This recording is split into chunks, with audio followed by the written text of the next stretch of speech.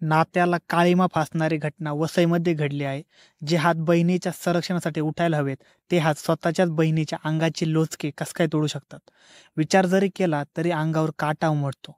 वसईमध्ये सुसज्ज सोसायटीमध्ये राहणारं कुटुंब, आई वडील, 18 वर्षीय नराधम भाऊ व 16 वर्षीय अल्पवयीन मुलगी, असं हे कुटुंब होतं.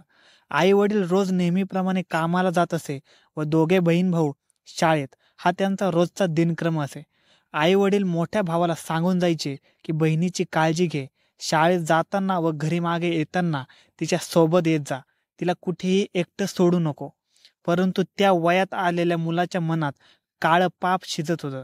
शाळेतून लवकर घरी आल्यानंतर दोघे घरी एकटेच असत. ती बिचारी मुलगी शाळेतून आल्यानंतर तिचा अभ्यास पूर्ण करत बसत व तिचा मोठा भाऊ मोबाईल बघत असे. त्याला मोबाईलचं जणू व्यसनच लागलं होतं.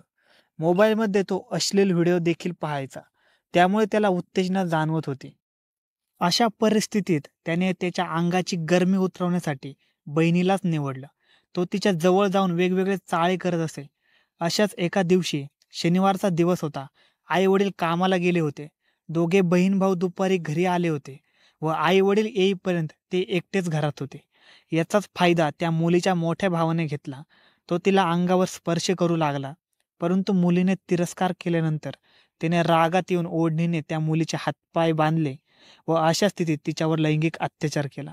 तिने आरडाओरडा करू नये म्हणून त्याने तिच्या तोंडात कापडाचा बोळा कोंबला व सर्व झाल्यानंतर तिला धमकी देखील दिली. आई वडिलांना काही सांगितलं तर मी तुला जिवंत ठेवणार नाही, अशी धमकी देऊन तो तिथून निघून गेला. ती मुलगी घाबरलेली होती, त्यामुळे तिने याबाबत कुठेही काही सांगितले नाही. परंतु त्यानंतर तिच्या मोठ्या भावाचं धाडस वाढलं होतं.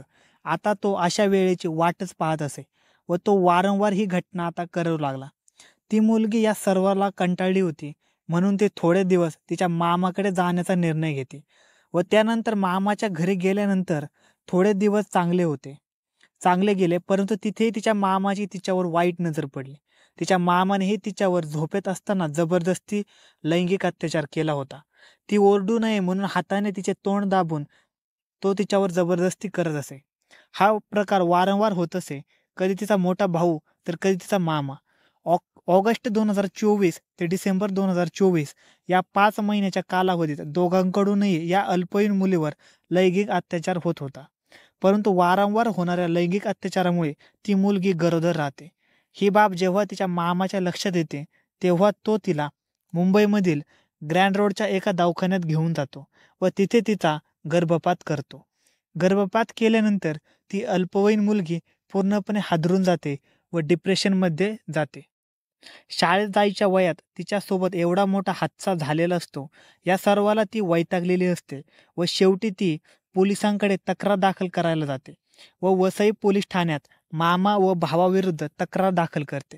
गुन्हा दाखल झाल्यानंतर पोलीस दोन्ही आरोपींना उचलतात, त्यांची कसून चौकशी करतात व गुन्हा सिद्ध झाल्यानंतर दोघांवरही पॉक्सो अंतर्गत बलात्काराचा गुन्हा दाखल करतात व त्यानंतर त्यांना येरवडा जेलमध्ये पाठवण्यात येतं.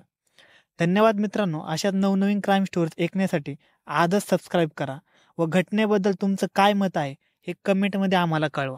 धन्यवाद.